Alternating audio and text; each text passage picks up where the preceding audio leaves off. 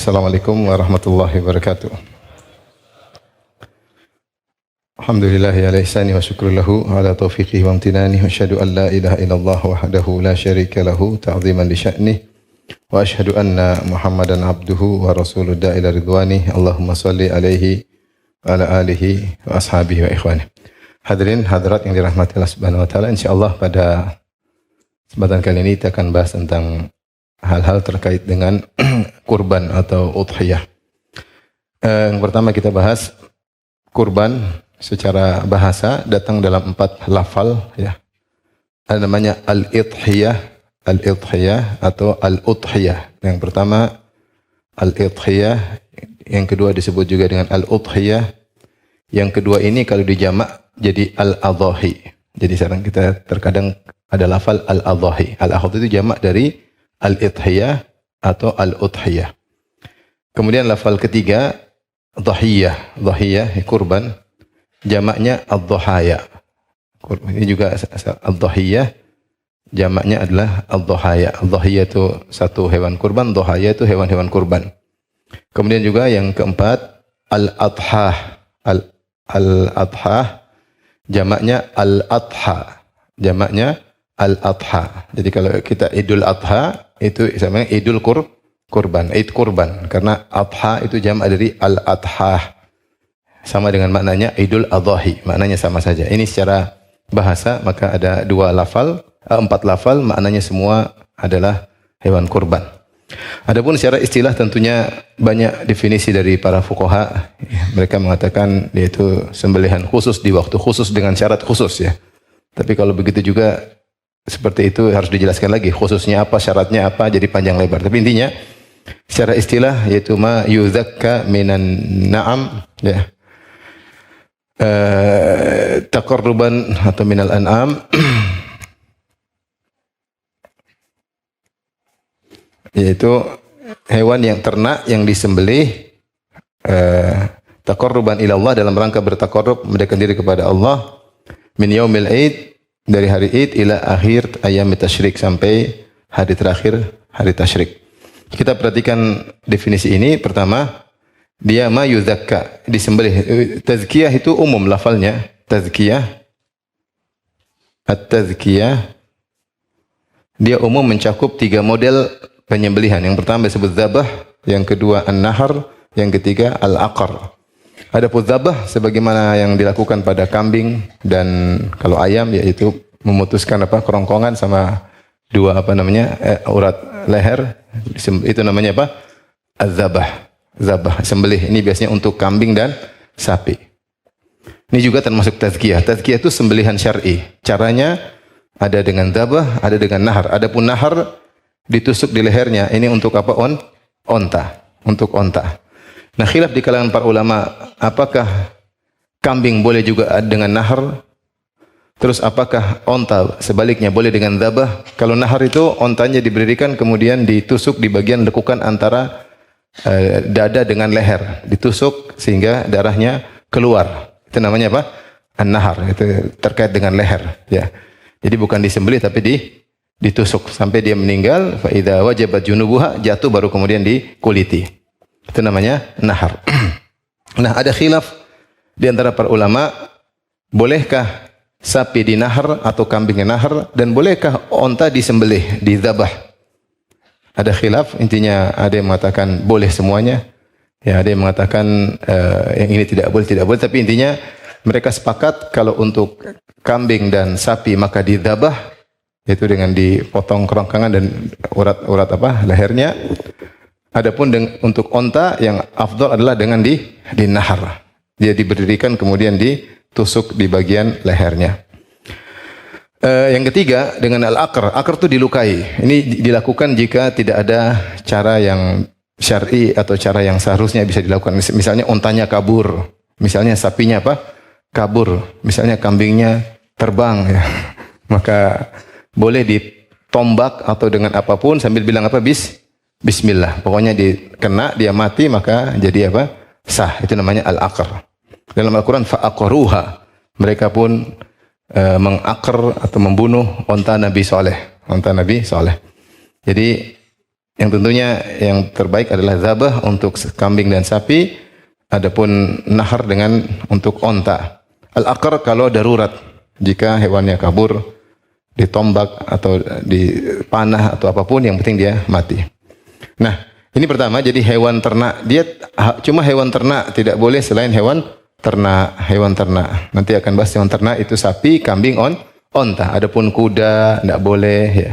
Ayam tidak boleh, burung tidak boleh, ya. Ini hanya cuma onta, sapi dan kambing. Onta, sapi dan kambing, ya. Kemudian ma yuzakka minal an'am taqarruban ila Allah. Dalam rangka bertakarrub kepada Allah, bukan sekedar untuk dagingnya, karena sebuah hewan terkadang disembelih li ajil laham, untuk dimakan, dimakan, ya. Atau disembelih bukan pada waktunya, ya, bukan pada waktunya. Bukan karena haji, ya. Jadi bukan karena haji, ya. Menyembelih hewan macam-macam tujuannya, tapi ada yang sekedar untuk daging, ada yang untuk bertakarrub kepada Allah banyak, seperti hadiyu, hewan hadiyu buat haji. Akikah, ini untuk bertakarrub kepada Allah, di antaranya hewan apa? Kurban, di antaranya hewan nazar, sembelihan nazar, ini semua disembelih untuk Allah Subhanahu wa taala. Ada yang disembelih memang untuk dimakan, itu namanya disembelih li ajil laham, untuk daging, ya. Jadi bukan sekedar untuk daging, tapi untuk bertakarrub, ya. Yang untuk bertakarrub tadi banyak. Ada tadi apa saja yang untuk bertakarrub kepada Allah? Ada apa? Hadiyu, itu haji kiran, haji tamattu. Kemudian apa? Akikah, terus apa? Hewan kurban sama hewan nazar, ya, hewan nazar. Ya, ada disembelih karena pelanggaran, ada juga. Ya, sembelihan itu banyak, ya. Baik. Kemudian min yaumil id, dari hari id, yaitu setelah salat id sampai akhir ayam tasyrik, sampai hari tasyrik nih. Ini bersekutu di dalamnya adalah hewan hadiyu, tetapi bukan untuk haji. Intinya ini bukan untuk apa? Bukan karena haji. Bukan karena haji. Karena kalau haji disebut dengan hadiyu. Disebut apa? Hadiyu. Ini sekedar definisi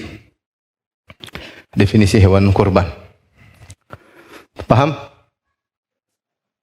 Ada yang bertanya? Ada yang bertanya sampai sini? Enggak ada? Kalau enggak ada kita lanjut.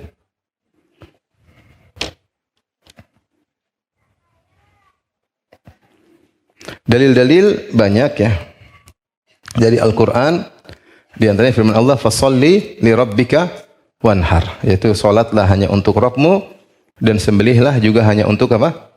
Rabbmu. Yaitu sembelihlah hanya untuk Rabbmu. Hanya untuk Allah Subhanahu wa taala. Itu sebagaimana kau salat ikhlas, maka sembelih juga untuk ikhlas kepada Allah Subhanahu wa taala. Ini yang dipakai untuk udhiyah, ya. Ya, adapun ayat yang dalam surat Al-Hajj biasanya dipakai untuk al-hadiyu, ya. Ya, wa yadhkuru ismallaha ala ma razaqakum min bahimatil fi ayyamil ma'lumat ala ma razaqakum min bahimatil an'am. Itu untuk hadiyu. Dalam surat Al-Hajj datang ayat-ayat tentang sembelihan, tapi untuk hewan hadiyu, untuk apa? Haji. Adapun yang ditafsirkan sebagian ahli tafsir untuk sembelihan Idul Adha adalah surat ini. Fasholli li rabbika wanhar, ya, surat Al-Kautsar. Sembelihlah untuk Rabbmu dan menyembelihlah salatlah karena Rabbmu dan sembelihlah juga karena Rabbmu, ya. Adapun berdasarkan hadis Nabi sallallahu alaihi wasallam, maka hadis Nabi ada beberapa model, ya. Yang pertama sunanul fi'liyah, yaitu perbuatan Nabi sallallahu alaihi wasallam. Saya bacakan di antaranya hadis riwayat Al-Imam Bukhari dari Anas bin Malik. Beliau berkata, "Dhahan Nabi sallallahu alaihi wasallam bi kabsyaini amlahain." Rasulullah SAW menyembelih 2 ekor kambing domba amlahain, yaitu yang bercampur warnanya hitam dan putih. Fara'aituhu wadhi'an qadamahu ala sifahihima. Rasulullah meletakkan kakinya di leher kambing tersebut. Yusammi wa yukabbir. Rasulullah mengatakan bismillah wa yukabbir Allahu akbar. Fadzabahahuma biyadihi. Rasulullah menyembelih dengan tangannya.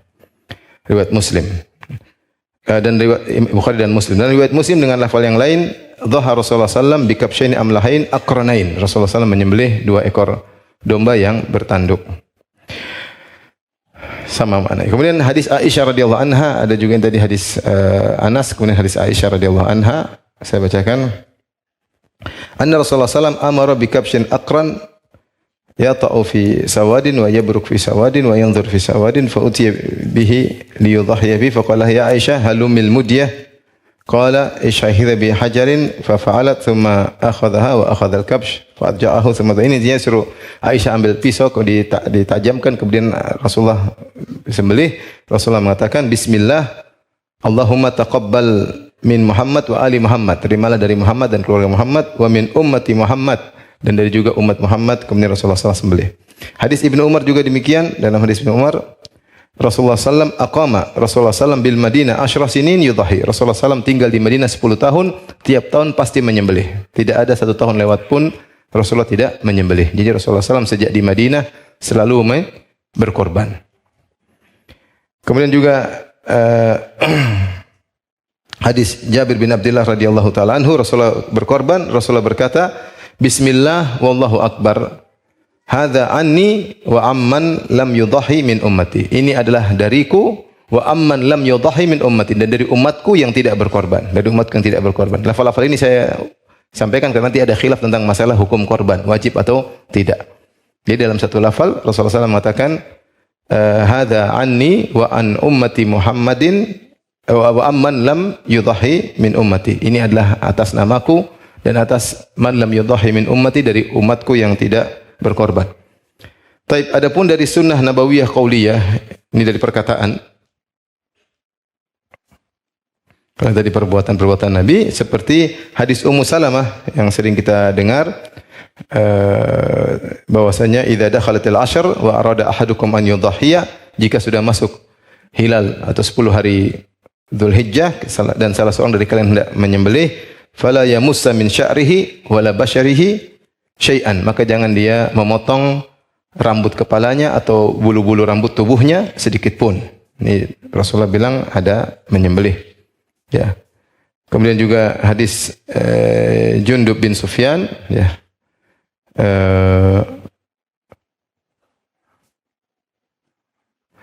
Syahidul Adha ma'a Rasulillah sallallahu alaihi wasallam, aku ikut salat Idul Adha bersama Nabi sallallahu alaihi wasallam, falam ya'du an shalla wa faraga min salati sallam.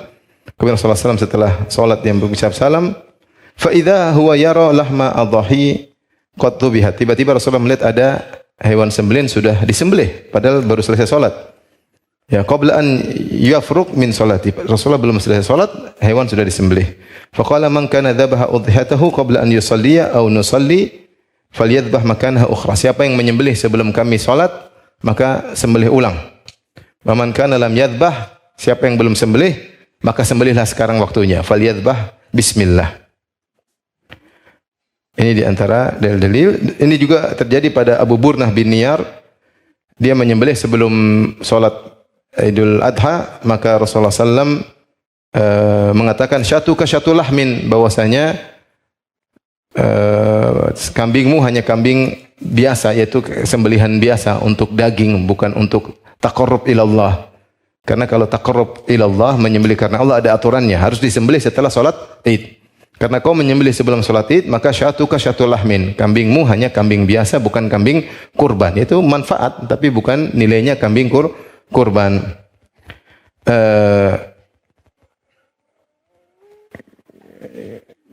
Kemudian Abu Burdah bin Niyar berkata, ini indi jaz'ah, saya punya jaz'ah, yaitu yang belum memenuhi syarat untuk disembelih. Bagaimana ya Rasulullah? Kata Rasulullah SAW, idbaha walan tujzi'a an ahadin ba'dak. Kalau untuk kau enggak apa, sekali ini aja, tapi selain engkau enggak boleh menyembelih jaz'ah. Jaz'ah itu belum cukup umur. Karena yang sudah cukup umur tadi dia sembelih sebelum salat. Sah atau tidak sah? Sah atau tidak sah sebelum salat? Tidak sah. Maka ketika dia mau ganti, dia enggak punya lagi kambing atau hewan yang memenuhi syarat. Onta yang memenuhi syarat tidak ada lagi. Maka dia bilang, saya punya onta atau hewan sembelihan yang belum memenuhi syarat umurnya, itu jaz'ah. Kata Rasulullah, tidak apa-apa. Tapi hanya untuk khusus buat engkau. Selain engkau tidak boleh lagi. Ini adalah hadis-hadis yang bicara tentang dalil kurban. Adapun ijma' ulama, maka para ulama telah ijma' bahwasanya disyariatkannya berkorban, ya. Ini adalah ibadah yang sangat agung, ya, ibadah yang selalu dikerjakan oleh Nabi sallallahu alaihi wasallam, tidak pernah ditinggalkan oleh Nabi sallallahu alaihi wasallam. Kita lanjutkan. Sekarang muqaddimah tentang kurban ya. Apa hikmahnya? Hikmah antum bisa lihat dalam surat Saffat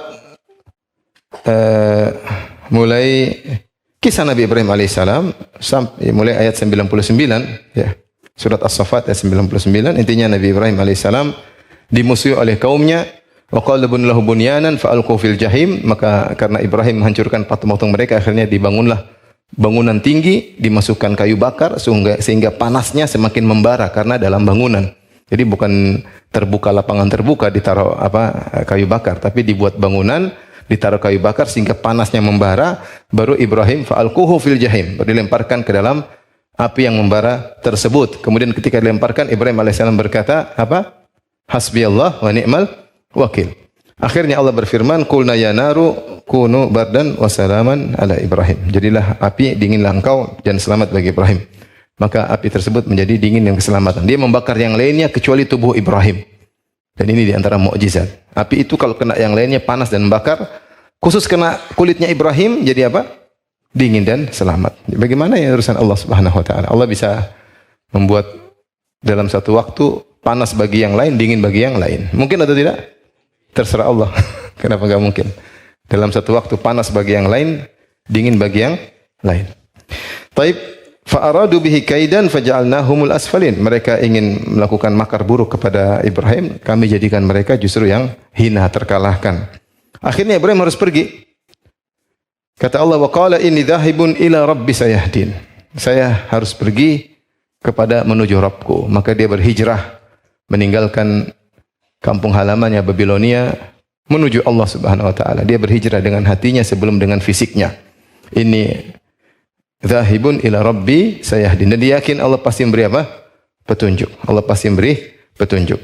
Dia keluar sendirian, menurut pendapat yang lebih kuat, dia masih sendiri ketika itu. Memang ada khilaf apakah Ibrahim sudah menikah dengan Sarah di Babilonia ataukah dia menikah dengan Sarah di Harran. Pendapat mayoritas Ibrahim baru menikah dengan Sarah di Harran, yaitu daerah Suriah. Maka dia keluar dari Babilonia sendirian tanpa orang mengikutinya.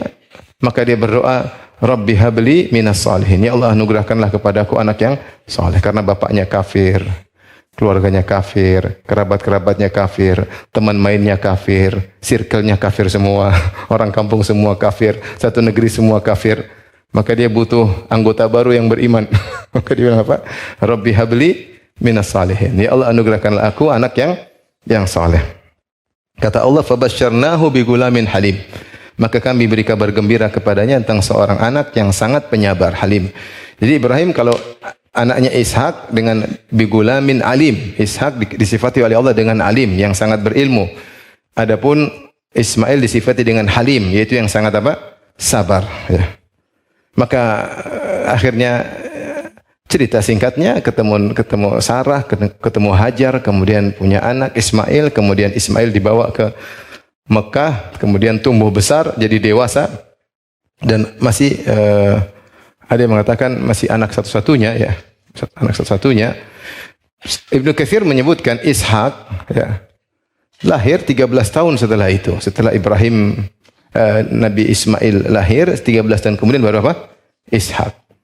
Dan riwayat mengatakan atau pendapat Allah mengatakan ya, bahkan kalau nggak salah tersebut juga dalam perjanjian lama, bahwasanya yang disembelih oleh Ibrahim itu anak semata wayang, anak semata apa? Wayang. Berarti kalau kita mengambil pendapat itu umur Ismail baru belasan, baru mulai belasan, entah 11, entah 12. Pokoknya sebelum Ishak lahir.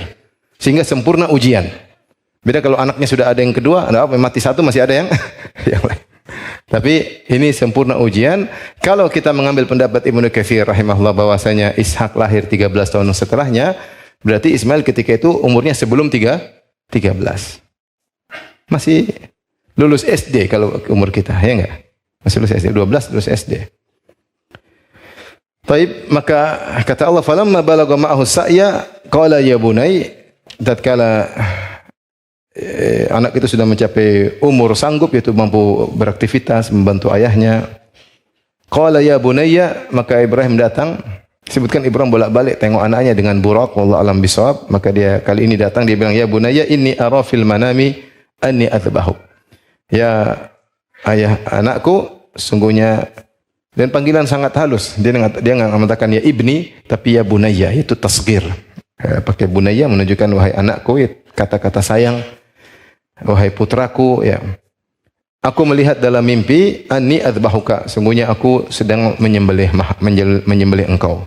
Fanzur madza tara, bagaimana menurut engkau tentang mimpiku tersebut. Dan Ismail tahu bahwasanya ayahnya seorang nabi dan mimpi seorang nabi adalah wahyu. Dan tingkatan wahyu paling rendah adalah mimpi. Tingkatan wahyu paling rendah adalah mimpi. Dan Ibrahim begitu sangat taatnya kepada Allah, sekali mimpi saja langsung dia jalankan. Dia tidak butuh mimpi 2-3 kali, sekali mimpi saja. Dan dia tidak butuh wahyu turun lewat firman Allah ya, atau lewat kitab suci, sekedar mimpi. Artinya ini menunjukkan bagaimana Ibrahim sangat taat kepada Allah. Makanya Ibrahim mengatakan inna Ibrahim kana ummatan qanitan lillah. Yaitu Ibrahim adalah teladan dan dia sangat taat kepada Allah. Buktinya ketika disuruh nyembelih anaknya, ini perintah yang sangat berat. Dia tidak butuh perintah tegas dari Allah. Dia tidak butuh perintah tegas. Dia hanya cuma isyarat dari Allah dalam mimpi. Sekali mimpi dia langsung apa? Kerjakan. Dia langsung kerjakan. Dan dia tidak tawar-menawar sama Allah. Ya Allah, gimana kalau kambing aja lah Allah, jangan onta aja ya Allah ya. Atau tunggu deh mimpi kedua, mimpi ketiga. Mungkin mimpi salah lihat. Enggak, dia tidak takwil mimpi tersebut. Dia ambil zahir mimpi tersebut. Maka dia datang kepada anaknya dan dia mengatakan, inni ara fil manami anni adzbahuka, sungguhnya aku melihat dalam mimpiku. Sampai kata ulama, Allah menggunakan takbir dengan fi'il mudhari, inni araka fil manami. Ketika dia menyampaikan hal ini kepada anaknya Ismail, seakan-akan dia sedang melihat. Padahal harusnya kan inni ra'aitu fil manami, tapi inni ara, aku melihat, sedang melihat dalam mimpiku. Pakai fi'il mudhari, aku sedang menyembelih. Benar-benar itu hadir dalam benaknya sehingga dia menyampaikan dengan fi'il mudhari. Bagaimana menurutmu? Diskusi, dia tidak paksa juga. Dia bilang sini. Serahkan lehermu. Enggak. Saya enggak bisa lagi. Saya sayang sama kamu tapi kau harus ke sini. Enggak, tapi dia ajak diskusi. Dia tahu anaknya nurut, tapi dia ajak diskusi. Bagaimana menurutmu? Qala ya abati fal ma tu'mar. Wahai ayahanda, lakukan apa yang kau diperintahkan. Tanpa ragu-ragu, enggak nangis, teriak sana, teriak sini, kabur sana, kabur sini. Ayah, minta sama Allah yang lain dong, jangan yang ini. Aku kan anakmu satu-satunya ya Allah. Ya.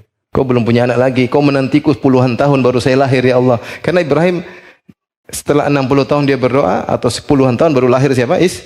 Ismail. Anak itu sangat disayang karena anak satu-satunya semata wayang. Apalagi ketika anak itu sudah mulai besar. Mungkin kalau baru lahir ditunggu disuruh sembelih ringan. Bukannya ringan, tapi maksudnya lebih ringan. Tapi Allah suruh nyembelih Ismail ketika anak itu benar-benar sudah jadi. Itu lebih berat lagi. Benar anak meninggal masih kecil kita sedih, tapi kalau anak sudah jadi baru meninggal lebih sedih. Lebih sedih. Apalagi harus meninggal di tangan ayahnya sendiri, harus menyembelih sendiri. Maka Allah uji Ibrahim alaihissalam di puncak-puncak yang seharusnya seorang ayah hatinya terpikat pada sang anak. Apalagi anak tersebut anak soleh, apalagi anak tersebut anak semata wayang, apalagi sudah usia belasan tahun. Kalau anaknya nakal, sekalian saya sembelih aja, enggak apa-apa, biar selesai. Bikin masalah, bikin orang tua, saya sembelih karena Allah, bismillah. Kalau diperintah anak nakal mungkin semangat aja sembelih. Nah, ini anak soleh, anak soleh. Kemudian satu-satunya, apalagi balagha ma'usa ya sudah mulai dewasa. Dan Ismail pasrah dan dia mengatakan satajiduni insyaallahu minas sabirin. Kau akan dapati aku insyaallah termasuk orang-orang yang sabar. Dan ini menunjukkan Ismail juga tidak sombong, tidak angkuh. Tenang ayahanda, saya kuat ayahanda. Saya sudah terbiasa. Kau sudah tinggalkan aku sejak kecil, saya kuat ya Allah. Dia enggak ada sama sekali. Dia bilang insyaallah Allah kasih saya sabar. Insyaallah, tidak ada pede, tidak ada apa-apa, cuma dia bilang satajiduni insyaallah dengan izin Allah. Bismillah itu isti'anah kepada Allah. Insyaallah di sini adalah isti'anah, minta tolong kepada Allah. Insyaallah saya akan termasuk orang-orang yang barisan orang-orang yang sabar. Akhirnya sudah. Maka Ibrahim menjalankan falamma aslama wa tahlalul jabin, tatkala keduanya sudah pasrah berserah diri kepada perintah Allah dan Ibrahim membaringkan anaknya di atas pelipisnya, ya. Dan dua-dua sudah ingin melaksanakan, Ibrahim siap menyembelih, Ismail siap disembelih. Siapa yang lebih sabar, Ibrahim atau Ismail alaihi wassalam? Saya tahu dua-duanya sabar. Mana yang lebih sabar? Menurut antum mana yang lebih menakjubkan, Ibrahim atau Ismail? Hah? Ibrahim atau Ismail? Yang bilang Ibrahim angkat tangan. Yang bilang Ismail? Lebih sayang mana? Mana lebih besar cintanya? Ayah kepada anak atau anak kepada ayah?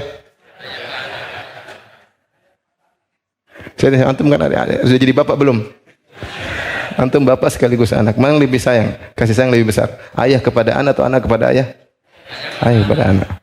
Ibrahim wallahu alam lebih berat, ya, lebih berat. Apalagi anak satu-satunya, ya. Ismail juga hebat, taat, apalagi umur-umur segitu, ya. Tapi wallahu alam Ibrahim alaihissalam lebih berat apa? Ujiannya. Dan ini diantara sebab Ibrahim disebut Khalilur Rahman. Wattakhadallahu Ibrahima Khalila. Allah menjadikan Ibrahim sebagai kasihnya. Maka dia diuji pada perkara-perkara yang dia cintai. Diuji pada perkara yang dia cintai. Dan di antara yang dia cintai negerinya, maka dia tinggalkan negerinya. Di antara yang dia cintai istrinya Hajar, dia tinggalkan istrinya. Di antara yang dia cintai ayahnya, dia tinggalkan apa? Ayahnya. Di antara yang dia cintai anaknya, disuruh sembelih apa? Anaknya. Ibrahim diuji dengan perkara-perkara yang dia cintai, sehingga terbukti bahwasanya cintanya murni hanya untuk kepada Allah Subhanahu wa taala. Akhirnya ketika Ibrahim ingin menyembelih, Allah sudah jelas bahwasanya Ibrahim dan Ismail adalah dua orang yang taat yang menjalankan perintah Allah. Wa nadainahu ayya Ibrahim, maka kami panggillah dia wahai Ibrahim, qad sadaqatar ru'ya. Sungguh kamu telah membenarkan mimpi, itu menjalankan mimpi tersebut. Inna kadzalika najzil muhsinin. Demikianlah kami berikan balasan pada orang berbuat baik. Inna hadza lahuwal bala'ul mubin. Ini sungguh merupakan suatu ujian yang nyata. Wa fadainahu bidzibhin azim, dan kami tebus anak tersebut dengan sembelihan yang besar. Bidzibhin azim itu kambing, domba. Baik, ini tentunya hikmah di antara kenapa kita korban, kita menghayati korban tersebut adalah untuk pengorbanan. Bahwasanya dalam hidup ini perlu pengorbanan. Allah ingin kita juga berkorban, ya, berkorban, dan korban kita tidak seberat korbannya Nabi Ibrahim alaihissalam yang harus menyembelih anaknya. Kita hanya korban sedikit harta dari sekian banyak harta yang kita miliki untuk menyembelih. Tidak usah besar-besar, seekor kambing, ya, yang sudah cukup umur boleh kita beli kemudian kita sembelih karena Allah Subhanahu wa taala. Tapi hidup ini adalah pengorbanan. Hidup adalah pengorbanan. Ya, ibadah adalah butuh pengorbanan, ya. Korban harta, korban waktu, korban perasaan, korban banyak yang perlu dikorbankan, ya. Itulah hidup ini, namanya hidup ini ujian butuh pengorbanan. Agar kita tidak lupa bahwasanya hidup ini kita diciptakan Allah untuk diuji, bukan untuk murni bersenang-senang. Murni bersenang-senang nanti di surga. Di dunia adalah ujian, ya. Tapi ini di antara hikmah meneladani Ibrahim alaihissalam. Kemudian di antara hikmah kita korban untuk bersyukur kepada Allah. Salah satu bentuk syukur, kata Ibnu Taimiyah rahimahullah taala, bentuk syukur yang paling agung di antara bentuk syukur yang paling agung terkait dengan harta adalah dengan berkorban. Makanya Allah berfirman dalam surat Al-Kautsar, "Inna a'tainakal kautsar." Sungguhnya kami telah memberikan engkau wahai Muhammad Al-Kautsar, itu sungai terbaik di surga. Sungai terbaik di surga. Sampai dari sungai tersebut mengalir ke haudun Nabi, sampai ke telaga Nabi di padang mahsyar. Karena engkau telah diberikan surga terindah sungai terindah di surga, kata Allah, fasalli, maka karena itu, fa di sini maka daripada itu, salli li rabbika wanhar, salatlah ikhlas kepada Allah, wanhar, dan menyembelihlah juga ikhlas karena Allah. Jadi di antara bentuk menunjukkan kita bersyukur, banyak salat. Orang yang sering salat itu orang yang pandai bersyukur. Kemudian di antaranya menyembelih. Menyembelih adalah bentuk syukur. Karena ketika Allah sebutkan nikmat yang Allah berikan kepada Nabi, Allah bilang, ya Rasulullah, kami telah berikan kepada engkau nikmat berupa sungai terindah yang tidak diberikan kepada nabi-nabi yang lain. Karenanya, salatlah dan menyembelihlah. Maka salah satu bentuk syukur kepada Allah Subhanahu wa taala terkait dengan ibadah harta adalah menyembelih. Menyembelih wanhar. Kemudian di antara hikmahnya adalah untuk berbuat baik dengan sedekah. Selain ibadah berupa menyembelih, ada hikmah yang lain, yaitu sedekah dengan dagingnya.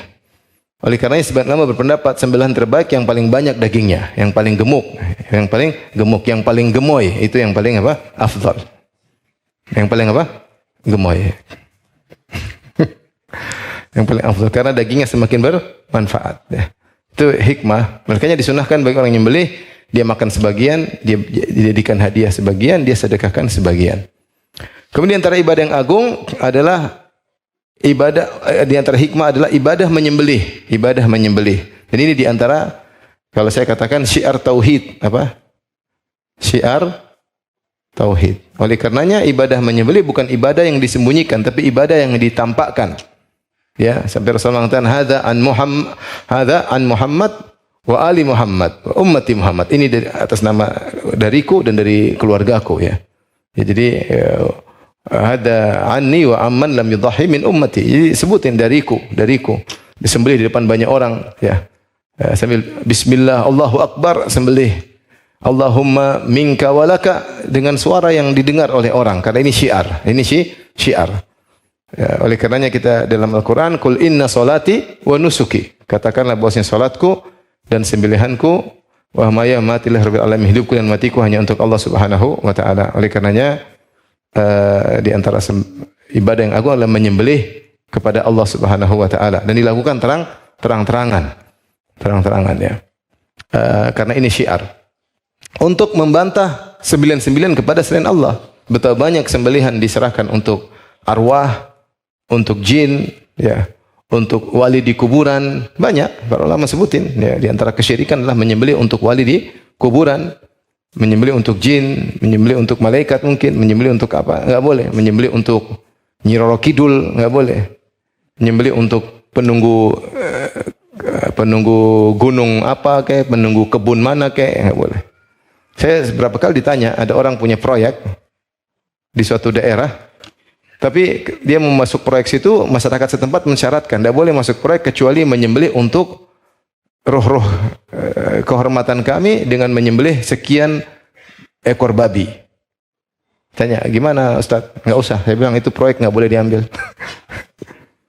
Daripada kau dapat duit kemudian syirik. Tapi saya enggak nyembelih, cuma mensupport. Kira-kira gimana? Sama aja. Nanti keuntungannya buat bangun masjid, Ustaz. Nggak boleh, ya. Ini kita syiar menyembelih hanya untuk siapa? Allah Subhanahu wa taala. Dan banyak dari dulu sampai sekarang sembelihan itu suatu ibadah, simbol, ya. Dukun minta disembelih. Setan pingin ada sembilan selain Allah, ya.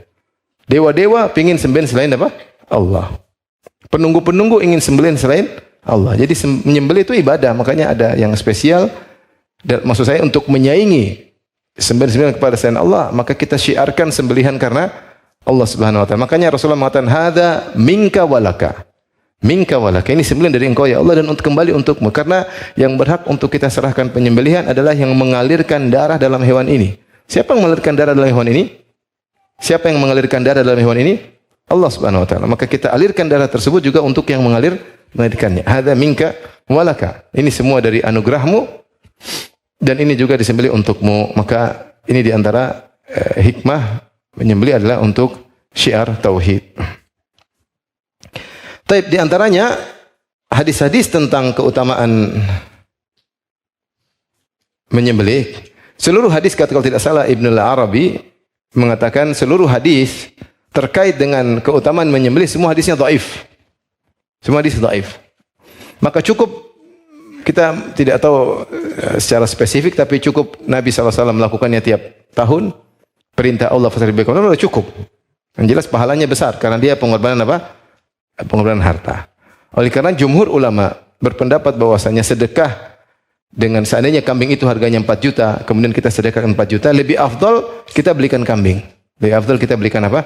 Kambing. Karena meskipun kita makan sendiri sebagiannya, lebih afdal karena ada ibadah menyembelih pada waktunya. Ada ibadah menyembelih pada waktunya, ya. Adapun dalil-dalil tentang keutamaan berkorban, ya, selain bahwasanya itu suatu ibadah, maksudnya siapa melakukan begini maka begini maka begini, maka semua hadisnya dhaif. Seperti siapa yang menyembelih maka seluruh pahalanya menjadi, seluruh bulunya menjadi apa? Pahala. Seluruh bulunya jadi pahala. Bulu satu ekor kambing berapa bulunya? Banyak. Kalau gitu Ustaz jangan cari hewan kambing yang botak-botak, jangan, karena bulunya kurang. Ini hadisnya dhaif. Hadisnya apa?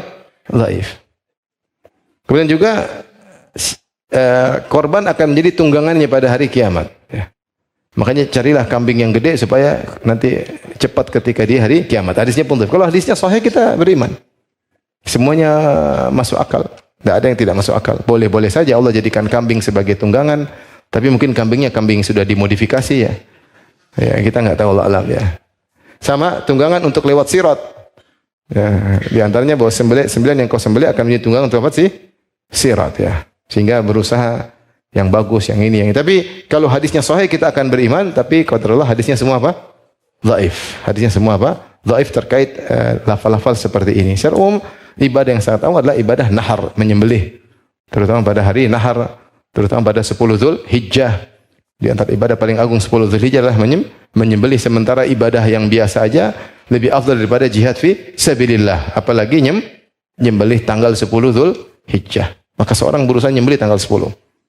Kalau bisa tanggal 10 agar dia mendapatkan keutamaan 10 Dzulhijjah. Tanggal 11, 12, 13 juga boleh, tapi utama adalah tanggal 10.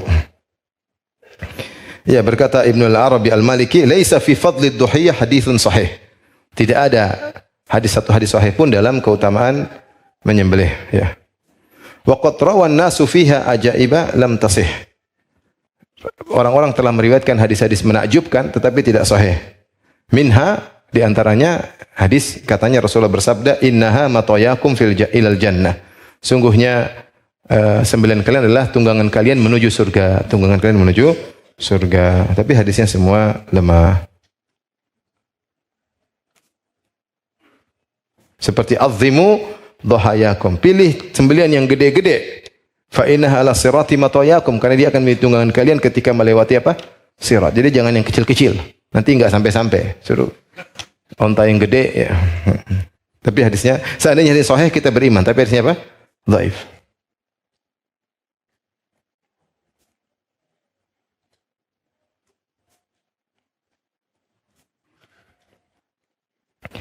Tapi kita lanjutkan sekarang tentang hukum menyembelih, hukum korban. Ini sudah? Ada yang bertanya? Belum ada ya? Baik, kita lanjut. Sekarang hukum korban.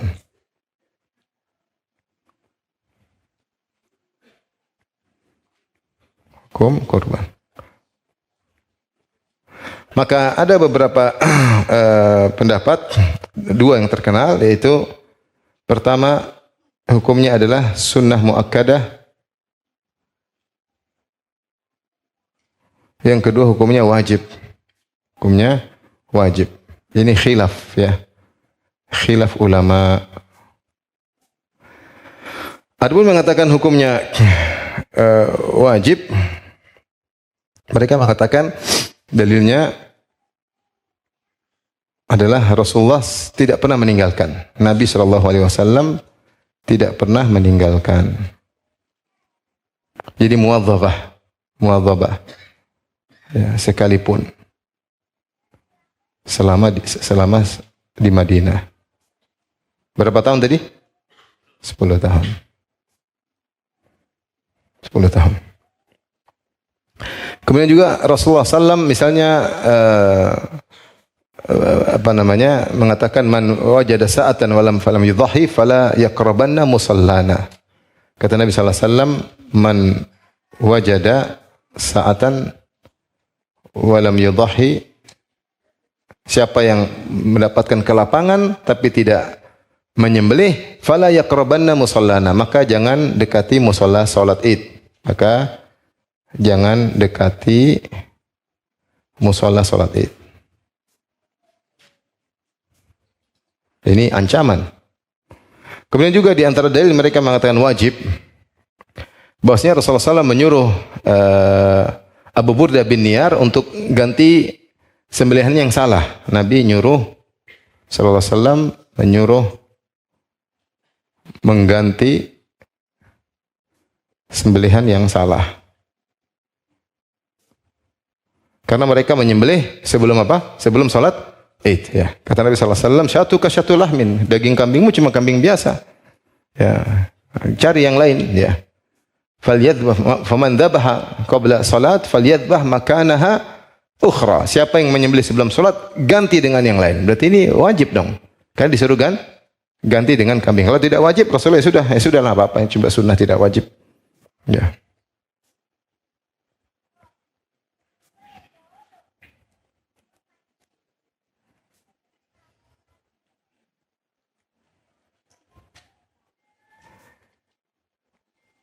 Taib, ini di antara dalil-dalil yang menunjukkan wajibnya udhiyah.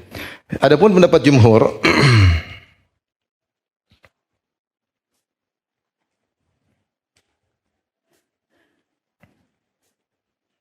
pendapat mayoritas ulama bahwasanya tidak wajib. Di antara pun yang mengatakan tidak wajib, dalilnya juga banyak, ya.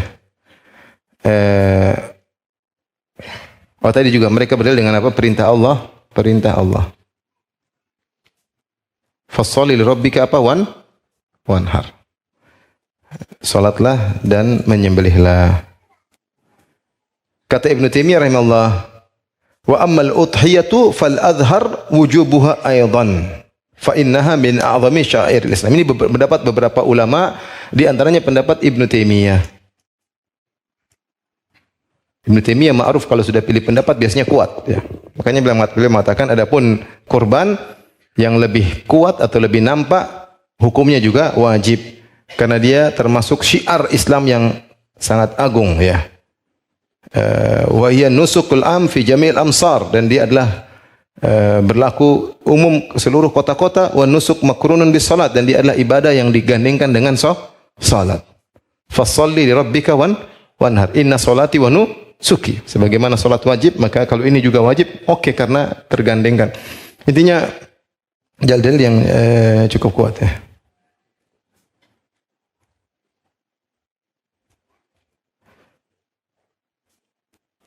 Adapun yang mengatakan tidak wajib, kata mereka, Rasulullah SAW mengatakan dalam hadis Ummu Salamah, Rasulullah SAW bersabda, "Idza dakhalatil ashar wa arada ahadukum ayyudhahi," jika telah masuk 10 Zulhijjah, wa arada ahadukum an yudhahiya. Ya. Jika telah masuk 10 Zulhijjah dan salah seorang dari kalian ingin menyembelih, ingin berkurban, maka jangan potong rambutnya dan rambut kepalanya pun rambut tubuhnya sampai dia menyembelih. Nah, di sini kata jumhur, Nabi mengatakan wa arada, sehingga ini ingin, jadi tidak wajib. Sabda Nabi, dan jika salah seorang kalian ingin menyembelih, menunjukkan, kata mereka, ini tidak wajib. Maka hadis yang kesan-kesannya wajib dibawakan kepada sunnah muakkadah, karena tidak wajib. Kemudian kata mereka juga valid dari Abu Bakar dan Umar. Ini saya rasa ini pendapat yang paling kuat, pemahaman sahabat Abu Bakar dan Umar. Mereka pernah sengaja tidak berkorban. Tidak korban. Khawatir dianggap wajib. Jadi mereka pernah sengaja 1 tahun di antara tahun mereka tidak berkorban. Khawatir dianggap wajib. Ini dijadikan dalil Imam Syafi'i bahwasanya korban tidak wajib.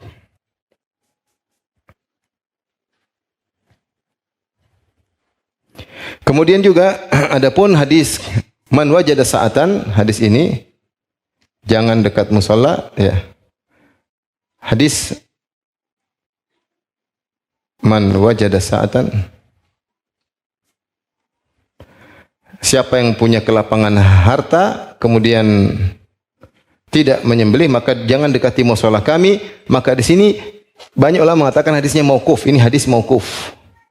Mauquf ala Abu Hurairah. Itu bukan hadis Nabi, bukan sabda Nabi, tapi mauquf ala Abu Hurairah, ala Abi Hurairah.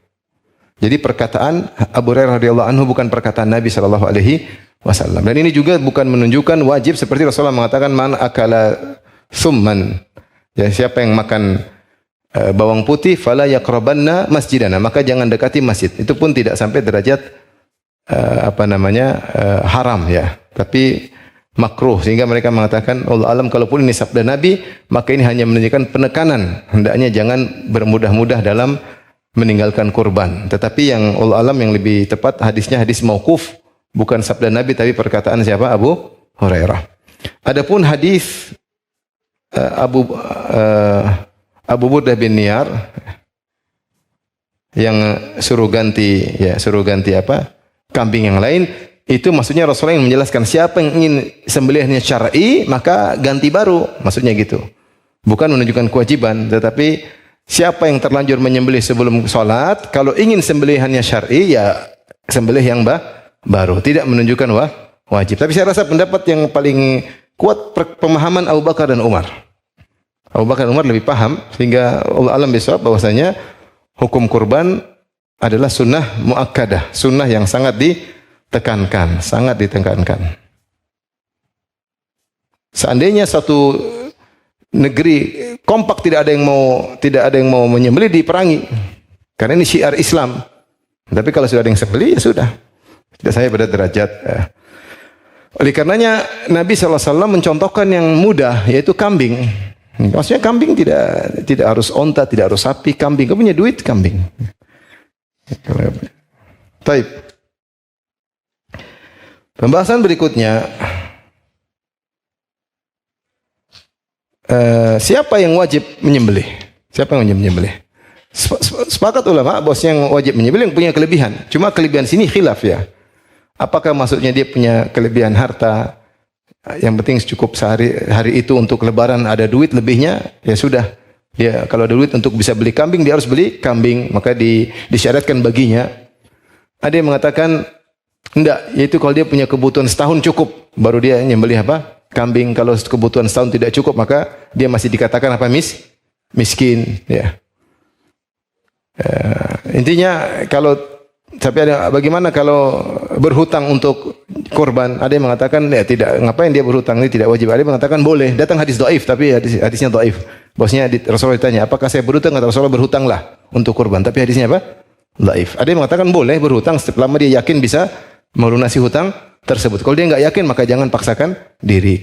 Intinya yang punya sa'ah, yang punya kelapangan, maka dia hendaknya menyembelih, meskipun tidak sampai derajat wajib, tapi adalah suatu, kita katakan aib. Seorang punya harta ya, seperti kata orang-orang sekarang, beli HP baru bisa, update terus HP baru ya. Bayar kuota bisa tiap bulan. Tapi kemudian sembelih masa tidak punya ya. Jalan ke sana, jalan kemari bisa, naik pesawat ke sana kemari bisa ya. Masa nyembelih tidak bisa. Kambing berapa harganya? Paling murah berapa? 800. Kambing apa kucing? 800. Hah? Kambing? Hah? 1.200.000. Masih bisa. Tiket pesawat berapa? 1.4. Kalau gratis ya nggak bayar. Kalau dibayar ya mahal. 1.4, 2 juta pesawat. Masa kambing nggak bisa? Harusnya bisa. Dan subhanallah hikmahnya Rasulullah contohkan kambing, sehingga orang kalau nyembelih kambing tidak berkecil hati. Yang Rasulullah contohkan selama 10 tahun apa? Kambing. Rasulullah contohkan selama 10 tahun selalu kambing. Faham?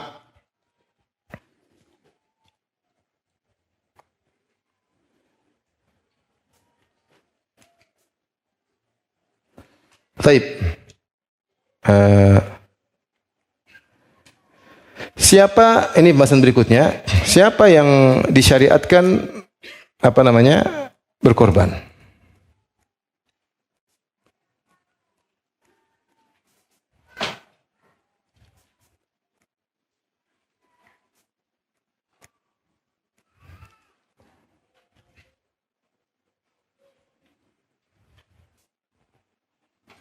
Kita sampai jam berapa yang pertama? 10. Siapa yang untuk berkorban? Baik.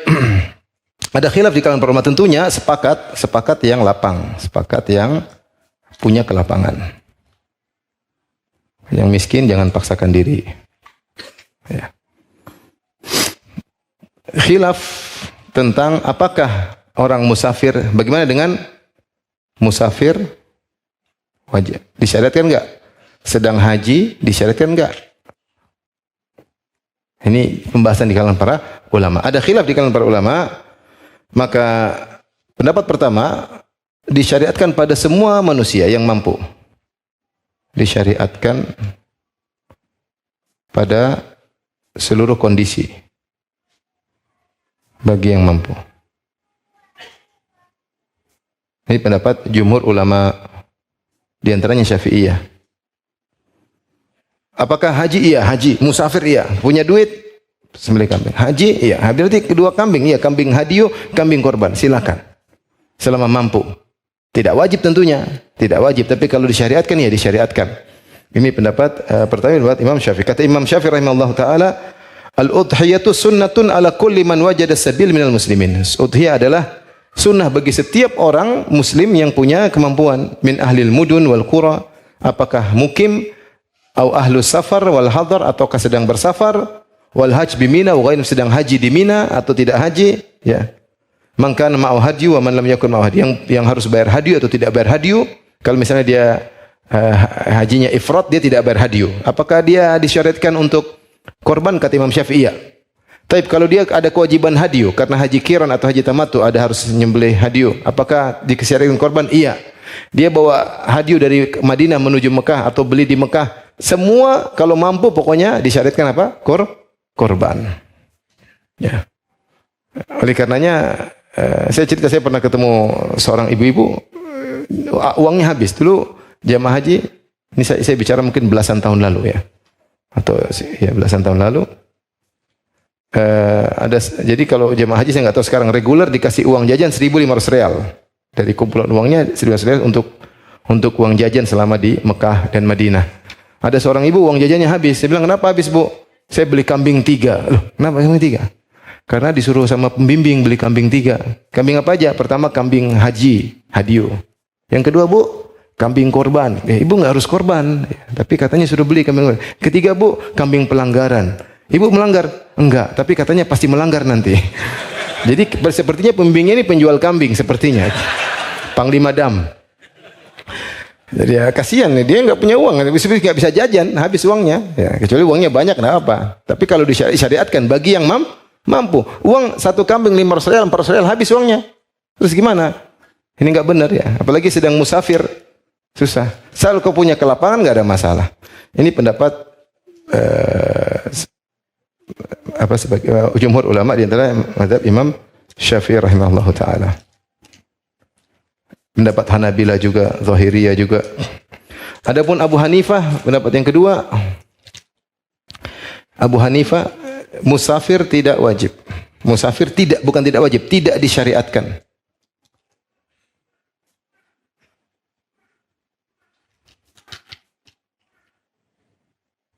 Yang disyariatkan hanya kepada orang yang mukim. Ini pendapat Abu Hanifah. Pendapat yang kuat juga Malikiyah. Ini yang ketiga. Malikiyah mengatakan haji tidak disyariatkan. Haji tidak disyariatkan. Dan ini dikuatkan oleh Muhammad Amin Syinqiti rahimahullah, pendapat Imam Malik. Karena Nabi selama haji beliau hanya memotong hewan hadiu. Karena Nabi ketika haji hanya menyembelih hewan hadiu. Yang kita tahu Rasulullah SAW menyembelih sampai 100 ekor onta ketika haji wada. 100 ekor onta. Ada riwayat Rasulullah disebut doha, menyembelih. Tapi dikritiki oleh ulama, disebut juga oleh Ibnu Hajar rahimahullah bahwasanya itu perawi meriwayatkan dengan makna. Karena dalam lafal yang lain Rasulullah ahda, yaitu hadiu. Sehingga yang dimaksud adalah hadiu. Rasulullah SAW menyembelih seekor sapi untuk istri-istrinya. Dipahami oleh madhab Syafi'iyah karena datang dalam riwayat dhaha an nisaihi, Rasulullah menyembelih seekor sapi untuk istri-istrinya. Dipahami bahwasanya itu adalah hewan kurban. Tapi datang riwayat yang lain adalah ahda, yaitu Rasulullah motong hewan hadiah atas nama istri-istrinya, sehingga yang dipotong bukan hewan kurban tapi hewan hadiyu. Hadiyu itu sembelihan haji. Ada khilaf dengan para ulama. Bagi yang menganggap itu datang lafal bahwasanya itu adalah korban, dalil bahwasanya Nabi berkorban juga ketika haji. Ala kulli hal, bagi yang haji maka dia fokuskan untuk hewan hadiyu karena itu wajib bagi dia. Adapun hewan korban, ya kalau dia berkorban silakan menurut pendapat Syafi'iyah. Kalau dia tidak juga tidak jadi masalah, tidak ada yang mencelanya karena dia memang sedang fokus untuk hewan haji, yaitu hadiyu. Paham? Tapi intinya kalau ada jamaah haji yang ingin dia sekalian korban, maka tidak mengapa, karena itu pendapat jumhur, di antaranya mazhab Syafi'i. Wallahu alam bissawab. Mau dia korban sini, mau korban di mana, terserah dia.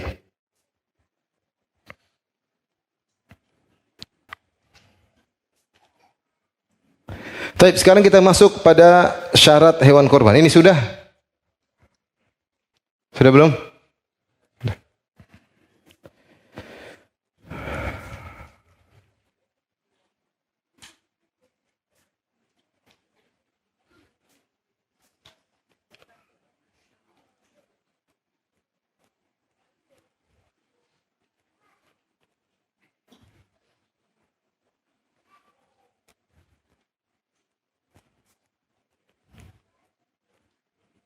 Baik, sini.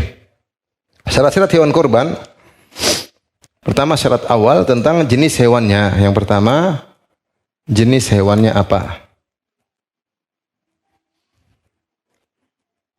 Baik, jumhur mengatakan harus hewan ternak. Mazhab Zahiriyah mengatakan boleh kuda, boleh ayam, boleh semua berkaki empat boleh, ya. Burung juga boleh, semua boleh jadi apa? Kurban, tapi pahalanya beda-beda. Adapun mayoritas ulama, jumhur mengatakan tidak, harus binatang apa ternak. Ini syarat pertama, harus binatang ternak. Dalilnya Allah dalam surat Al-Hajj, min bahimatil an'am, ya.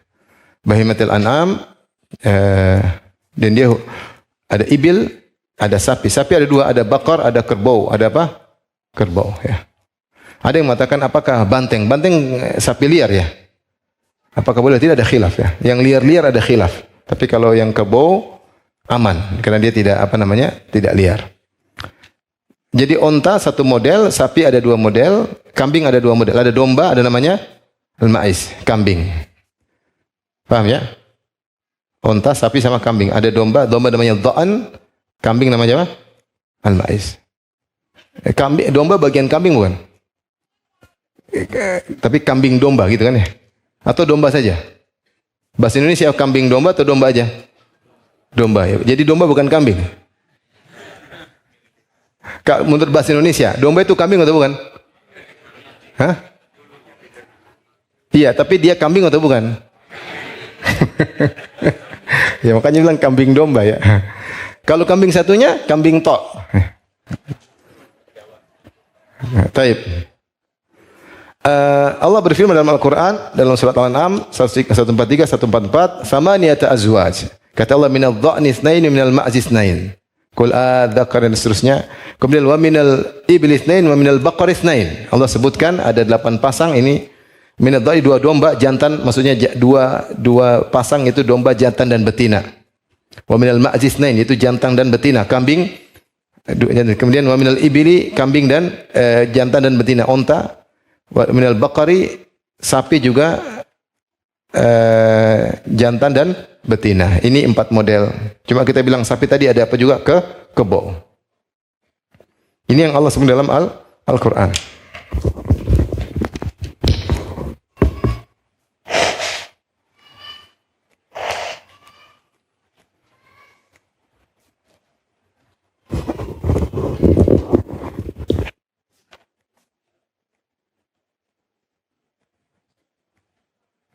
Oleh karenanya, hewan-hewan inilah juga yang terkena zakat.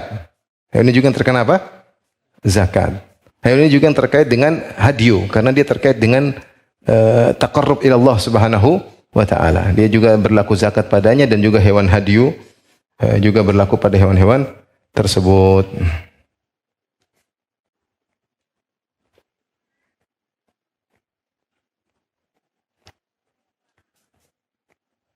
Kata Imam Syafi'i, 3 hewan ini ada 3 kekhususannya. Yang pertama, zakat terkait dengannya yang kedua untuk kurban, dan yang ketiga adalah dimakan ketika di tanah haram dan sedang ihram. Ini boleh. Ya. Ini karena dia bukan hewan buruan. Di tanah haram dan juga sedang apa? Ihram. Ini boleh. 3 kata Imam Syafi'i rahimahullahu taala. Ada pun pendapat yang mengatakan bahwasanya seluruh hewan boleh, maka pendapatnya kurang kuat. Ini syarat pertama. Selain itu tidak sah meskipun lebih mahal, seperti kuda, gajah. Kuda sama kambing mahalan mana? Kuda, ya. Tapi tidak boleh, ya. Tapi tetap tidak boleh. Ini terkait dengan jenis hewannya. Paham sampai sini?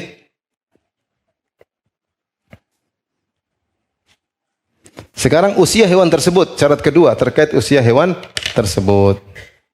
Sampai sini aja dulu, nanti kita lanjutkan karena ini agak panjang dikit.